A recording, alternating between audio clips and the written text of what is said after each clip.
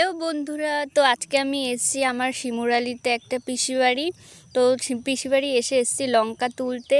তো দেখো লঙ্কার ক্ষেত, পুরোটাই লঙ্কার ক্ষেত। ওই দিকে আছে ধান ক্ষেত, ওদিকে আছে নেনুয়া গাছ, উস্তা গাছ। আর ওই যে আমার মা আর একটা পিসি আছে, তো লঙ্কা তুলছে। এসছি লঙ্কা তুলতে, পুচকিকে বাড়িতেই রেখে এসেছি পিসি বাড়িতে। তো দেখো কত লঙ্কা হয়েছে।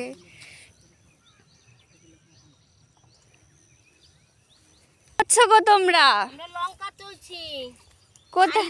লঙ্কা আর ভেন্ডি ভেন্ডি তুলছি, এই দেখো।